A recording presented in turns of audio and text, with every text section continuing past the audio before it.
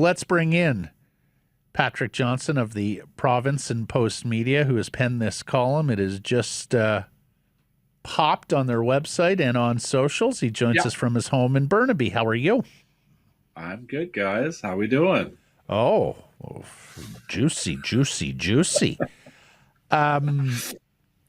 Well, let me read one of the quotes and then we'll discuss. Rutherford, Sure. Quote, when we started the process, ... the intent at the start was to not get into any core player. It may very well end up staying that way, but it certainly would not make sense for Patrick to not listen to anybody. So we have a bit of a shift here, Patrick. Publicly, at the very least. Mm-hmm. Yeah. I mean, as I note, first of all, I said, listen, you mentioned your GM here, and we had noted previous comments about the GM and who was handling the Hughes file, and Jim didn't really get into that part, but he said, no, listen, like, he's the GM, he takes the calls. We then talk about it as a group, and we see what we think. Yeah, it is a shift. Like when he and I spoke in November, as I noted in the story,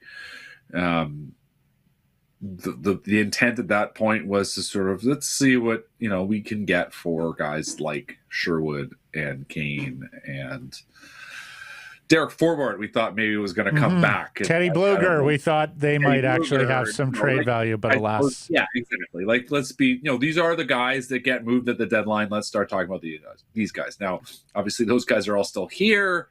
I do think Sherwood is going to get moved. I think they're simply waiting for the best offer to come along and see where they're at.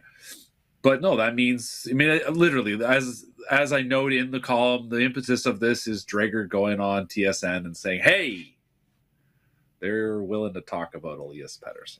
Yeah. So let me continue. Rutherford said this is about improving this team without taking shortcuts. Excellent word. Word Canucks fans have been waiting for. Yeah. It has hung there like a scarlet letter on them. Shortcuts. An impatient owner who's just looking for the next shortcut back to, mid contention. Being a playoff team, not necessarily having a championship vision. And you write, when he says shortcuts, he means holding discipline, not taking side tours on trades or signings that don't have the long term in mind. And then Jimmy says, that's trying to do it too quickly. We've got to have the patience of living through where we are presently. Oh, my goodness, Patrick. I love those quotes. Those music to the Canucks fans' ears. Yeah, I love that part, and that's good transparency on where they're at. One thing, but going back to the initial quote on everyone being available, you certainly do that. He didn't need to say that, though. What do you think is the motivation? Because the other part, the transparency, great, all that. You don't need to tip your hand, though, and say we're listening on everyone. You can do that in the back channels. That doesn't need to be public. Why do you think he made that part public? 8 losses. Still doesn't need to be public. Well, you go ahead and answer. I have my theory here. I listen. Yeah, I think in the end, here's a guy that I think he's trying to show that he's somewhat attuned to the market, that he hears what people are saying, and is trying to say, listen, I understand where we've been. He and I have talked about this before, like the path that was tread before he was hired 4+ years ago, right? How we got here. And a little bit of sort of trying. I think he knew this from, Stan Smeal, like being in the front office. There wasn't a lot of institutional knowledge when he showed up, right? But there was some. And, the efforts of those that were holdovers to try to sort of make it clear what didn't happen. And I think, as I've mentioned before, like you look at the what might have been from 2014, right? Like there's a view here that if we can really juice 1 or 2 drafts, which is what, and I still know people are probably sick of hearing about, but this is what Mike Gillis wanted to do in 2014, and it was on the course. He traded Schneider. He traded Luongo. He had this incredible trade of trades lined up for Kessler to Anaheim, right? There was a Burrows trade on the table. Like, there were things happening that would have done what they're trying to do now. And, I don't know whether he specifically knows. I'm sure he has some knowledge of that. But, like, fundamentally, he sees a moment here that is very important to the future of this hockey club. And he believes that if they nail it, they can do what Gillis believed, which is it would take sort of 2 to 3 seasons. He thinks they can do that. Now, is that realistic? Probably not. It's probably more like 5 or 6 years, just because realistically you're looking at what you get next year's draft as well, and so on and so on. But, this all starts with me asking him about literally sending TSN Hockey Insider Darren Dreger reports struggling Canucks are willing to consider all options as the trade deadline draws closer, including trading center Elias Pettersson. Mm-hmm. And I sent that to him. And I said, can we talk a bit about this? And, he says, listen, I'm not talking about specific players and specific offers, but I'm willing to talk about the overall concept. And that's where we went. And the overall concept is this team needs more of what he's always been talking about, and we are going to have to do what's necessary to get there. So the overall concept, though, has never had the accoutrement of words like shortcut, patience.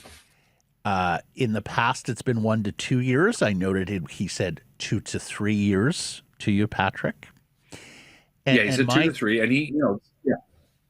And my theory as to what has happened here is that you have now lost 8 straight games. Francesco was at the game in Toronto, as he normally is. He got embarrassed on Hockey Night in Canada in front of what will be one of the biggest television audiences for a regular season game this year. 8 straight losses. And I think what that's done is that, because I have always felt that Rutherford and Alvin, like, they're not dim bulbs. They understand what's going on here. It's just about managing up, like it has been for so many other Canuck executives. You mentioned Gillis, but Linden, Benning, the same thing. What 8 straight losses and the embarrassment Saturday in Toronto has given Rutherford is ammunition. We know how emotionally erratic Francesco is. It's given him ammunition to walk into the owner's office and say, look, Francesco, like, if you have any delusions that we're going to be able to execute another couple of trades this year, add a kid in the draft, and then add some talent in free agency and get back to being a competitive team next year, like, take a look at what is going on here. We are dead last with a bullet. Exactly. Like, there is no there, Frankie. And so, the thing is like, if you want to squash a Connor Garland trade because you think, oh, how can we be competitive with Connor Garland? No, that without Connor Garland, that's the wrong way to go, man. Like, if we get the right offer for Connor Garland now, we got to make that trade. And the same goes for Roenick and Marcus Pettersson and Elias Pettersson and Tyler and all of the vets. Don't worry, I'm not trading all of them, but we have to make a couple of those sorts of moves to position this franchise to be competitive 2-3 years down the road. I read your column, Patrick, and maybe I'm reading too much between the lines, but I read your column, and I do wonder whether Rutherford has made a breakthrough here with Aquilini in terms of the timeline of when this team can get back to being a playoff club. Is that too optimistic? Is that reading too much into it? I don't know. You tell me. No, I have the same read. I didn't ask him specifically, but I would have the same read. Fundamentally, is that this, he sees what needs to be done. He's explained this to his owner, and I think even if you ask Gillis, he doesn't really know. I think still what happened. That was the plan, that they were going forward, and all of a sudden something changed. And whether that was the sudden recognition, oh my God, what are we going to do? We need to make the playoffs. I thought we were going to be the playoffs. I mean, who knows? But the fundamental truth is that this team is 31st in the league. Is it 31st? I haven't actually double checked. But anyway, 32nd. They're bottom of the pile. It is 32nd. Patrick, the most overused word in Vancouver this week is dead. And not because we've had a litany of people dying, but because every time we talk about the Canucks, we note that they are dead last. Not just last. They're dead last. They're bottom of the pile. And they recognize where they're at. And even though, they will argue, and he did sort of nod at a little bit that, listen, well, if only we had Marco Rossi and Philip Hedl, like, look how, and you're right, you would be a betterly offensively talented team. But the way this team plays defense and the problems they've had in goal, and the overall truth is this team is at the bottom.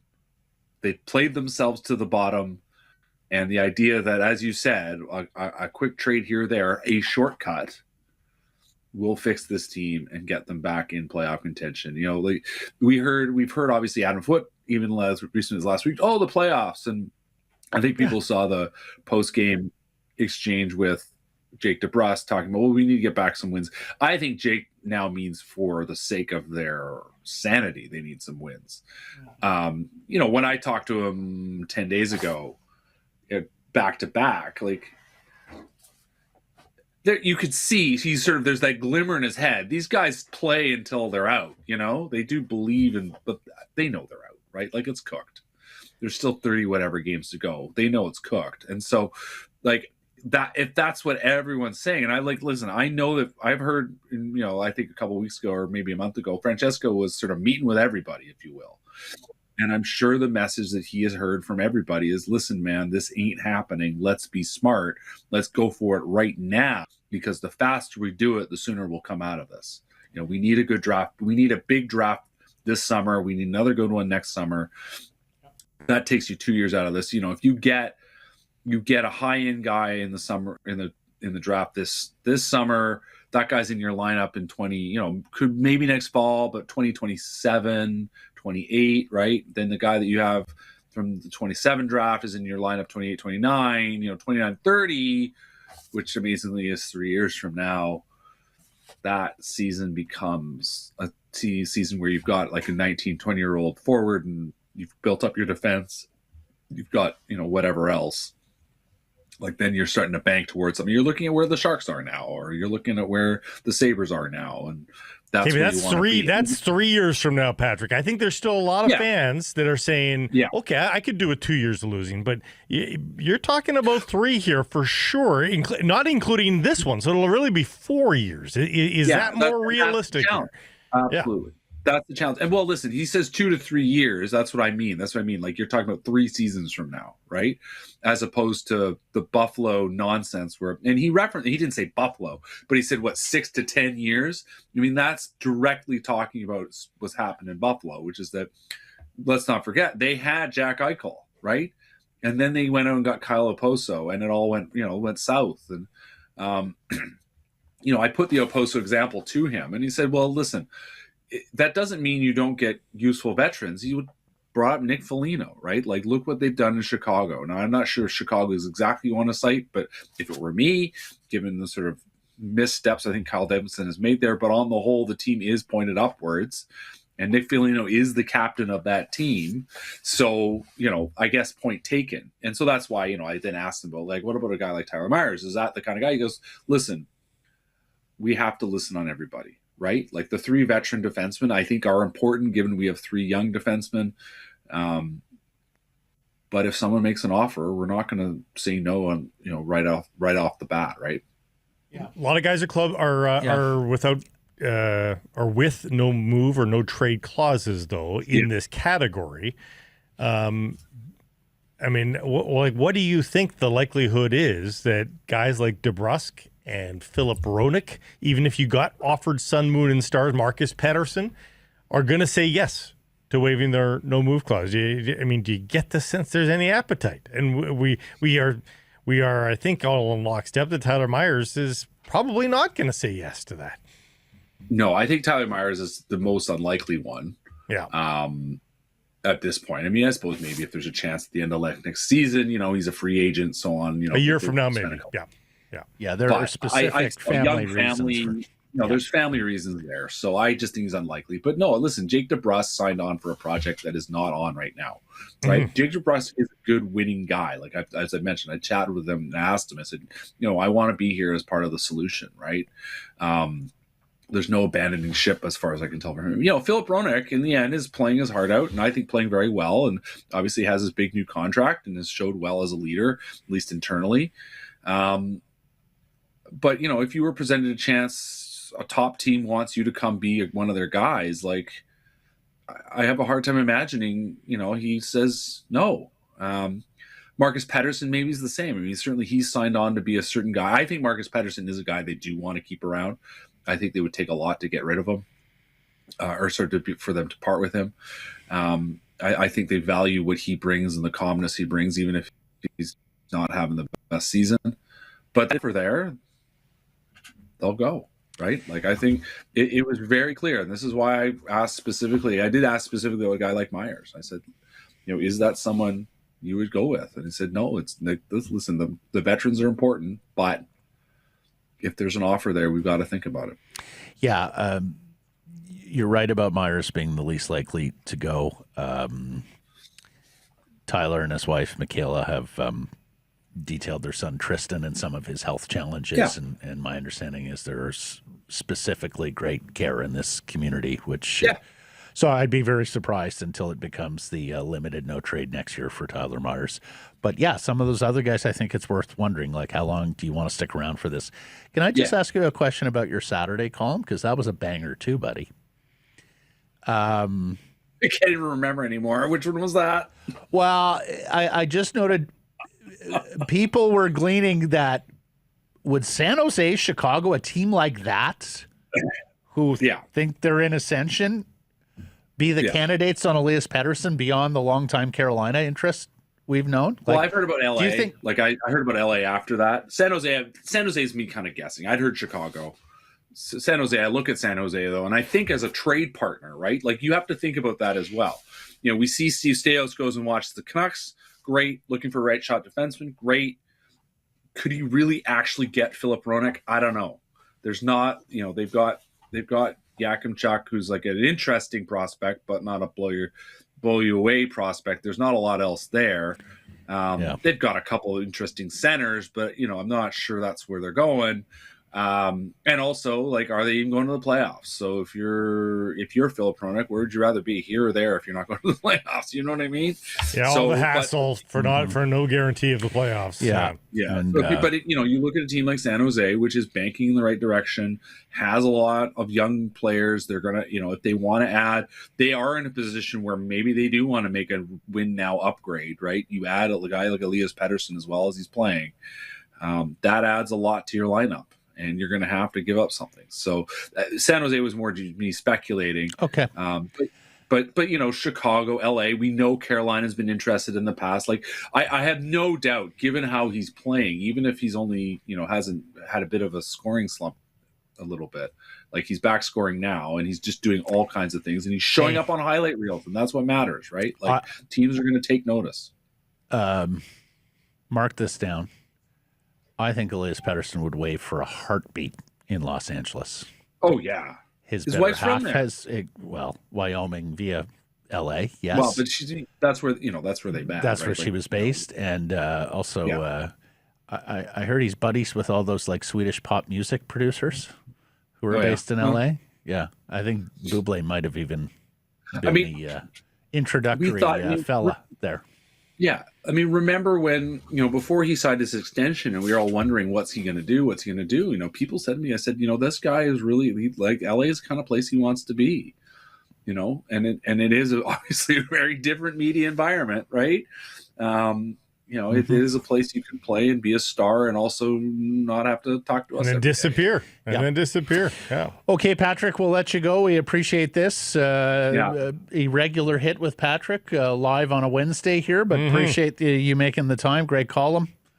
And we'll catch up next week. Thank you, sir. Happy to be here, guys.